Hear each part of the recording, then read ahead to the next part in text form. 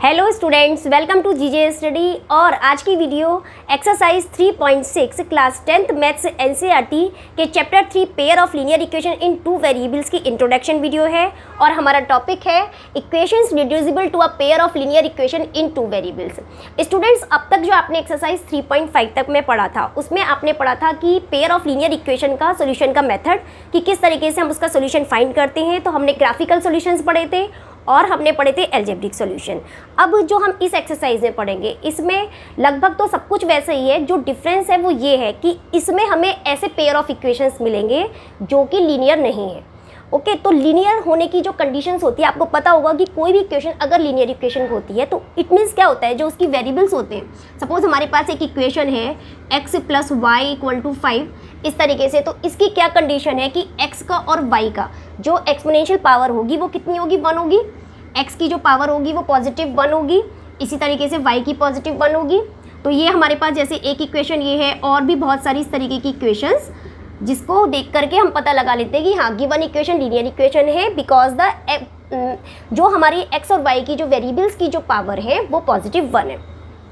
Okay, अगर हमारे पास कुछ इस तरीके की इक्वेशंस आ जाएं, सपोज 1/x/1/y, देन तो क्या इस तरीके की इक्वेशंस भी लीनियर इक्वेशन कहलाएंगी?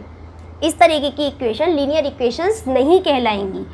क्यों? क्योंकि यहाँ पे आप ये देख रहे हैं कि जो x की वेरिएबल की पावर है वो क्या है, -1 है। हम इसको क्या लिख सकते हैं, x की पावर -1 एंड y की पावर -1। एंड जब वेरिएबल की पावर नेगेटिव में आती है तो क्या होता है, ये लीनियर इक्वेशंस नहीं होती है। तो ये तो हो गई कंडीशन लीनियर इक्वेशंस होने की। तो इस एक्सरसाइज में हमको क्या पढ़ना है, कुछ इस तरीके की इक्वेशंस जो कि लीनियर इक्वेशंस नहीं है, इनको लीनियर इक्वेशन में कन्वर्ट करके और फिर उनका सोल्यूशन फाइंड करना। ओके, तो हम क्या करते हैं, इसके लिए मैंने एक एग्जाम्पल्स लिया है। एग्जाम्पल को सॉल्व करके आपको ये क्लियर टॉपिक समझ में आ जाएगा कि कैसे हमें इस तरीके की इक्वेशंस को सॉल्व करना है। फर्स्ट हमें देखिए, ये इक्वेशन हमें दी है, फर्स्ट इक्वेशन 2/x + 3/y = 13। इस तरीके की इक्वेशन ये लीनियर इक्वेशंस नहीं है।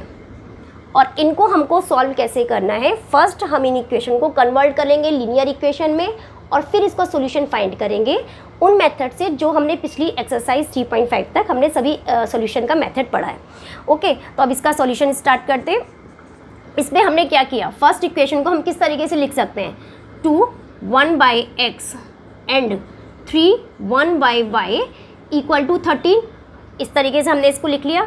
इसी तरीके से सेकंड इक्वेशन को हमने लिखा है 5 1/x plus -4 and 1/y = -2। Okay, अब हमको इसको क्या करना है, हमें इसको कन्वर्ट करना है लीनियर इक्वेशन में। उसके लिए हमें कुछ सब्स्टिट्यूशन करना पड़ेगा।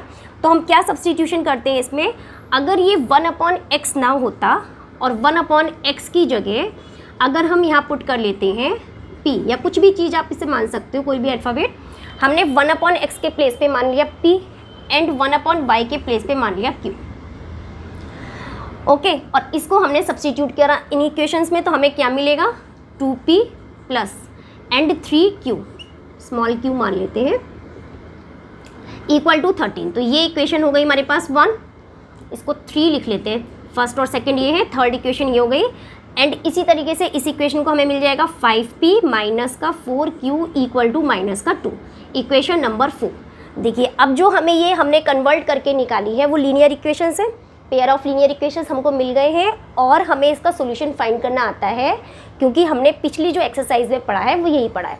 कोई सा भी मेथड से आप इसको सॉल्व कर सकते हो, चाहे आप इसे सब्स्टिट्यूशन मेथड से सॉल्व करो या एलिमिनेशन मेथड से करो या फिर क्रॉस मल्टीप्लिकेशन मेथड से करो। यहाँ मैं इसको एलिमिनेशन मेथड से सॉल्व करती हूँ। तो इसमें हमें, अगर हमको एलिमिनेशन करना है, अगर हमें q वेरिएबल को एलिमिनेट करना है तो हम क्या करेंगे, इसके कोफिशिएंट को इक्वल कर देंगे। तो यहाँ पे देखिए q का कोफिशिएंट 3 है एंड q इधर q का कोफिशिएंट है 4। तो हमने क्या किया, हमने 3 इक्वेशन में मल्टीप्लाई कर दी 4 की एंड सेकेंड इक्वेशन में मल्टीप्लाई कर दी 3। तो हमें क्या इक्वेशन मिल जाएगी, 4 से मल्टीप्लाई करके हमें मिलेगा 4 2 जा 8p प्लस 12q = 52। इसी तरीके से सेकेंड इक्वेशन में हमने 3 से मल्टीप्लाई करिए तो हमें मिलेगा 15p एंड -12q = -6। तो ये हमें इक्वेशन मिल गई है, चाहे आप इसे 5 और 6 डाल सकते हैं। ओके, अब यहाँ पे आप ये देख रहे हैं कि Q के कोफिशिएंट इक्वल हो गए हैं। अब हम इसे क्या कर देंगे, क्योंकि साइन अपोजिट है तो ऐसी कंडीशन में हमें क्या करनी है, इक्वेशन को ऐड करना है। तो ऐड करने पे हमको क्या मिल जाएगा, 8 एंड 15 को ऐड किया तो मिल गया हमें 23p एंड ये टर्म कैंसिल हो गई और यहाँ हमें क्या मिलेगा, 52 minus 6 is 3p equal to 46 हमको मिल गया। तो p की वैल्यू हमको यहाँ पे क्या मिल जाएगी, 46/23 एंड p की वैल्यू मिल गई है 2। ओके, अब हमने क्या किया, p की वैल्यू को किसी भी इक्वेशन में सब्स्टिट्यूट करके हमें q की वैल्यू फाइंड करनी है। तो हमने 2p ये इक्वेशन नंबर 3 में इसकी वैल्यू पुट करी और p की के प्लेस पे हमने लिखा है 2 + 3q इक्वल टू 13। तो हमें क्या मिल जाएगा, 4 + 3q equal to 13 and 3q equal to हमें मिल जाए यहाँ पे 9। 13 - 4 इज़ 9 एंड q की वैल्यू हो जाएगी 3। तो इस तरीके से हमें क्या मिला, p की वैल्यू मिली है 2 एंड q की वैल्यू मिली है 3।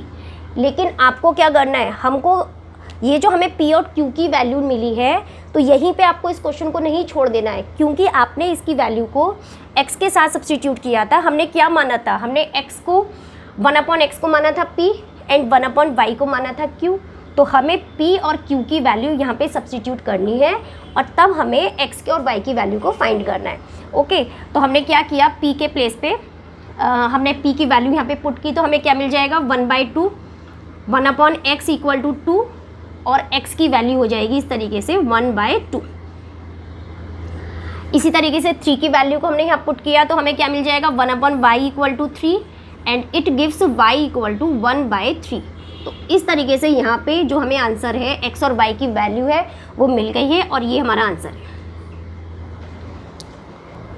सेकंड एग्जाम्पल है हमारे सामने जिसमें हमें दो इक्वेशंस दी गई हैं जो कि लीनियर इक्वेशन नहीं है और क्वेश्चन में हमें बोला है solve the pair of equation by reducing them to a pair of linear equation. इनको हमें लीनियर इक्वेशन में कन्वर्ट करके और फिर इसकी वैल्यू फाइंड करनी है x एंड y की। तो हमने यहाँ पे क्या किया, इसे इक्वेशन नंबर 1 है और 2 है। तो यहाँ पे हम क्या करेंगे, इसको लीनियर इक्वेशन में कन्वर्ट करने के लिए ये जो हमें वैल्यूज़ दी गई है 1/x - 1, हम इसको क्या सपोज कर लेंगे, हम इसको कुछ सपोज कर लेते हैं। सपोज हमने मान लिया 1/x - 1 इज़ p। इसी तरीके से हम यहाँ पे 1/y - 2 को सपोज कर लेते हैं q। ओके, अब इस वैल्यू को हम इन इक्वेशंस में पुट करेंगे तो हमें क्या मिल जाएगा, 5 1/x - 1 के प्लेस पे p हो गया and plus q equal to 2। ये मिल गई हमें इक्वेशन नंबर 3। इसी तरीके से सेकेंड इक्वेशन में 6 इसके प्लेस पे हो गया p एंड माइनस का 3 और y - 1/y - 2 is q equal to 1। तो ये हमें इक्वेशन मिल गई है 4। ओके, अब हमको यहाँ पे दो लीनियर इक्वेशन, हमने इसको कन्वर्ट कर दिया लीनियर इक्वेशन में। अब इसके आगे आपको ये देखना है कि आपको कौन सा मेथड यूज़ करते हुए इसका सोल्यूशन निकालना है। तो कोई से भी आप ले सकते हैं, एलिमिनेशन मेथड ले लीजिए, क्रॉस मल्टीप्लिकेशन ले लीजिए या फिर सब्स्टिट्यूशन मेथड ले सकते हैं। तो इसमें मैं एलिमिनेशन मेथड का यूज़ करूँगी। इसमें आप ये देखिए, इसके लिए हमें क्या करना है, हमें q को वेरिएबल को एलिमिनेट करना है तो उसके कोफिशिएंट को हमें इक्वल करना है। तो हमने क्या किया, यहाँ पे q में हम थर्ड इक्वेशन में अगर हम 3 से मल्टीप्लाई कर देते हैं तो दोनों के कोफिशिएंट सेम हो जाते हैं। ओके, तो हमने यहाँ से 3 से मल्टीप्लाई किया तो हमें क्या मिल गया, 15p + 3q equal to 6। Okay, ये हो गई इक्वेशन नंबर 5 और इक्वेशन नंबर 4 को हमें एज इट इज़ यहाँ पे इसके नीचे लिख देते हैं, 6p - 3q इक्वल टू 1। ये हो गई इक्वेशन नंबर 4। अब हम यहाँ पे हम ये देख रहे हैं कि दोनों के कोफिशिएंट इक्वल हैं। अब हमने इसको क्या कर दिया, ऐड कर दिया। ऐड करने पे क्या होगा, 15 एंड 6 हो जाएगा हमारे पास 21p, ये टर्म कैंसिल हो गई और यहाँ हमें मिल गया 7 और p की वैल्यू हो जाती है 3। एक सेकेंड, p की वैल्यू हो जाएगी 7/21 मीन्स 1/3। p की वैल्यू हमें यहाँ पे 1/3 मिल गई है। अब हम क्या करेंगे, इस p की वैल्यू को किसी भी एक इक्वेशन में पुट करेंगे q की वैल्यू के लिए। तो हमने इक्वेशन नंबर 3 में से पुट किया तो हमें क्या मिलेगा, 5/3 + q इक्वल टू 2। इस तरीके से अब हमें q की वैल्यू निकालनी है तो q इस साइड रहा, 2 - 5/3। इस तरीके से 3 × 2 = 6 - 5 इक्वल टू हो गया 1/3। तो हमें p क्या मिला, p की वैल्यू मिली 1/3 एंड Q की वैल्यू मिली, Q की वैल्यू भी हमें यहाँ पे मिल जाती है 1/3। हमको P और Q की दोनों की वैल्यू 1/3 मिल जाती है। उसके आगे हमें इसको फर्दर कैसे सॉल्व करना है, हमने P क्या माना था, हमने माना था 1/x-1 को P के इक्वल माना था, और हमें क्या चाहिए, हमें x और y की वैल्यू चाहिए, P और Q की नहीं चाहिए। P और Q हमने सपोज किया था, इस टर्म को हमने P सपोज किया था, तो हमें x की वैल्यू फाइंड करने के लिए P की वैल्यू को यहाँ पे सब्स्टिट्यूट करना है। ओके, तो हमने क्या किया यहाँ पे 1/x-1 इक्वल टू P के प्लेस पे लिख दिया 1/3। इस तरीके से फिर इसे सॉल्व किया तो हमें क्या मिला, x-1 इक्वल टू 3, तो -1 उधर शिफ्ट हो जाएगा और हमें क्या मिल जाएगा, x equal to 3 + 1 equal to 4। तो यहाँ पे हमें x की वैल्यू मिल गई है 4। इसी तरीके से हमने q की वैल्यू को इसमें सब्स्टिट्यूट किया, इसकी वैल्यू को इसमें पुट किया तो हमें क्या मिल जाएगा 1/y-2 इक्वल टू 1/3। तो y-2 की वैल्यू हो जाती है 3 और y इक्वल टू -2 उधर शिफ्ट होने पे बन जाएगा 3 + 2 5, तो y की वैल्यू हमें मिल जाती है 5। इस तरीके से x की वैल्यू 4 एंड y की वैल्यू हमें मिल जाती है यहाँ पे 5। ओके स्टूडेंट, यहाँ पे इसका आंसर कंप्लीट होता है। अब नेक्स्ट एग्जाम्पल्स हमारे सामने है और इसमें क्या दिया गया है, अ boat goes 30 kilometre up stream and 44 kilometre down stream in 10 hours. Next में दिया है इन 13 hours it can go 40 kilometer upstream and 55 kilometer downstream. Determine the speed of the stream and that of the boat in still water. देखिए ये question बहुत important है अपने आप में और ये क्वेश्चन आपको बहुत ध्यान से देखना है। आप ये देखिए कि कोई भी अगर इस तरीके से, अगर डाउन स्ट्रीम का क्या मतलब है, यहाँ पे बोला है डाउन स्ट्रीम वर्ड का यूज़ किया गया है और साथ में बोला है अप स्ट्रीम। इट मीन्स क्या हुआ, डाउन स्ट्रीम का मतलब ये होता है कि अगर आप स्ट्रीम के साथ साथ चल रहे हो, अगर आप स्ट्रीम के साथ साथ चल रहे हो विद वाटर, अगर आप चलोगे तो विद वाटर क्या होगा, बोट की स्पीड एंड प्लस स्ट्रीम की, जो स्ट्रीम की स्पीड है वो दोनों प्लस हो जाएंगी। मीन्स अगर हम बोट की कोई स्पीड मानते हैं, अगर सपोज हमने बोट की स्पीड मान ली स्टिल वाटर में x, देन स्ट्रीम अगर हमने स्ट्रीम की स्पीड मान ली है y, तो क्या हो जाएगा विद वाटर टोटल स्पीड हो जाएगी x + y। इसी तरीके से अप स्ट्रीम का मतलब क्या है कि अगर हम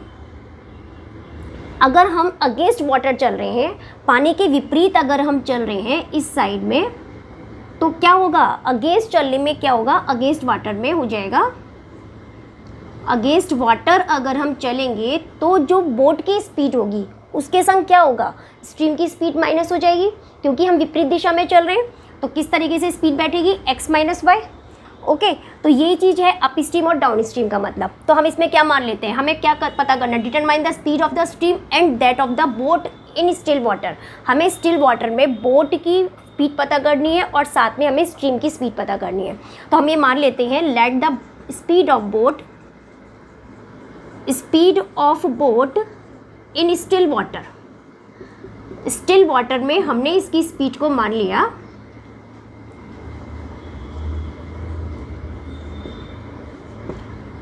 x km/h।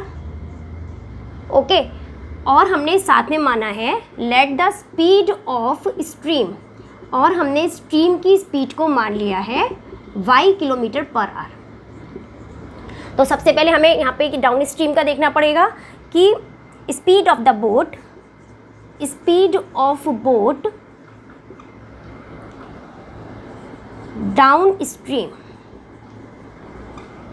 डाउन स्ट्रीम जो इसकी स्पीड हो जाएगी वो क्या हो जाएगी, x + y km/h। अगर हम विद वाटर चलेंगे तो स्पीड हो जाएगी x + y km/h। इसी तरीके से speed of boat up stream, अगर अगेंस्ट चलते हैं वाटर के तो स्पीड क्या हो जाएगी, x - y km/h।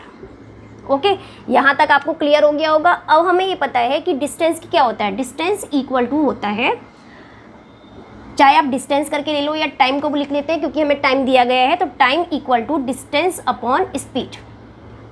Okay, time equal to क्या होता है, डिस्टेंस अपॉन स्पीड।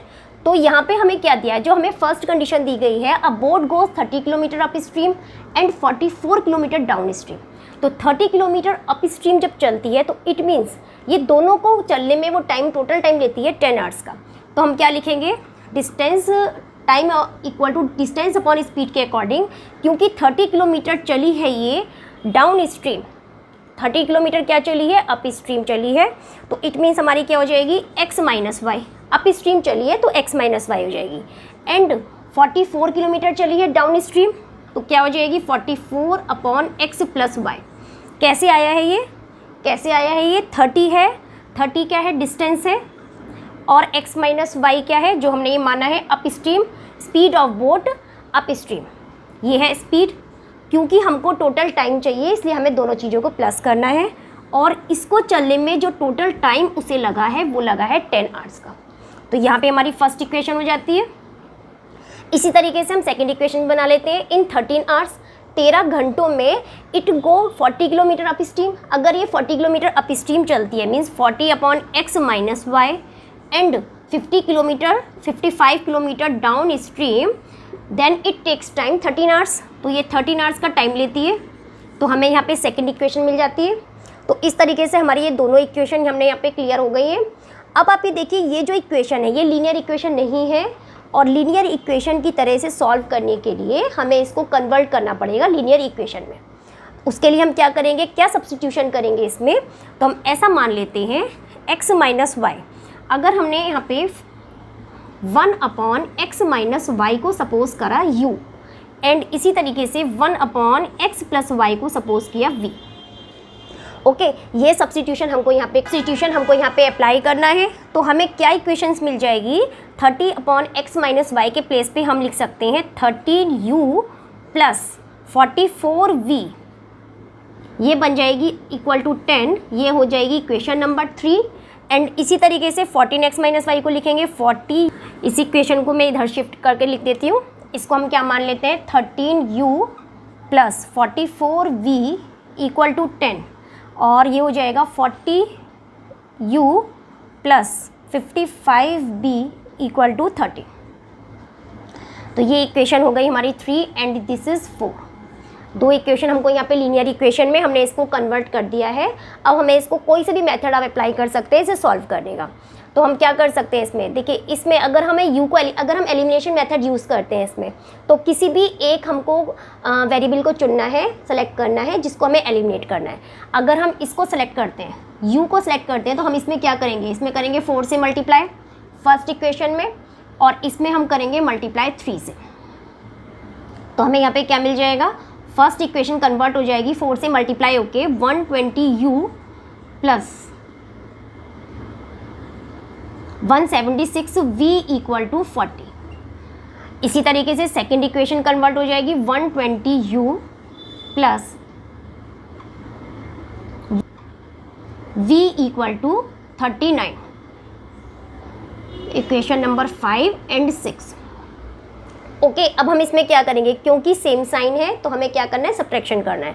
दोनों इक्वेशन को हमने सब्ट्रैक्ट किया, सब्ट्रैक्शन करने पे क्या हो जाएगा, ठीक है, तो ये वाली टर्म कैंसिल हो जाएगी सेम कोफिशिएंट की, और यहाँ हमें क्या मिल जाएगा 11v इक्वल टू 1। तो v की वैल्यू हमें क्या मिल जाती है 1/11।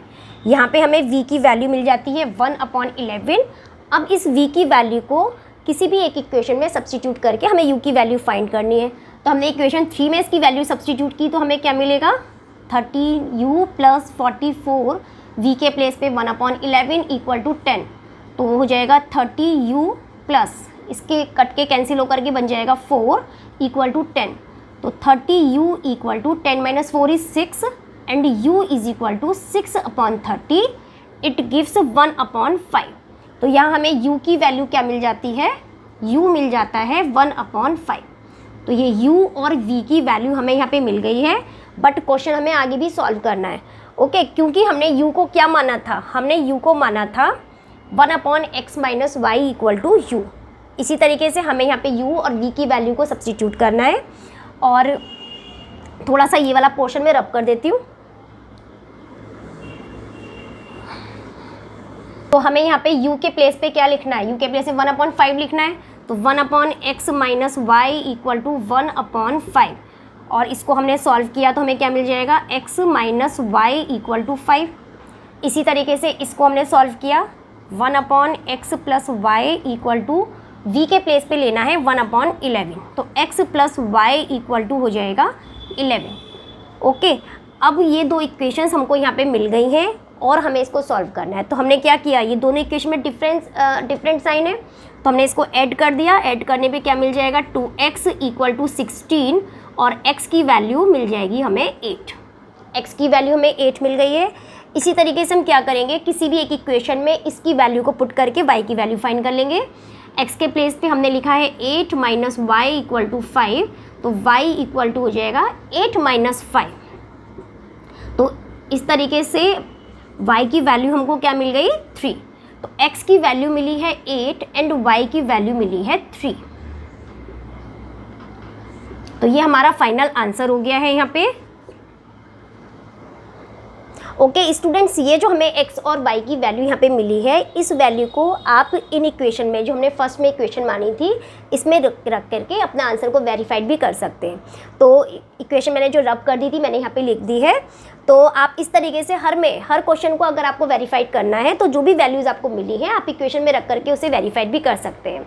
ओके स्टूडेंट्स, तो यहाँ पे ये एक्सरसाइज, ये इंट्रोडक्शन वीडियो ख़त्म होती है और आई होप ये टॉपिक आपको बहुत अच्छे से समझ में आ गया होगा। अब मिलते हैं नेक्स्ट वीडियो में एक्सरसाइज के क्वेश्चन के साथ। अगर आपने अब तक चैनल को सब्सक्राइब नहीं किया है तो चैनल को सब्सक्राइब करें, लाइक करें और शेयर करें। Thank you.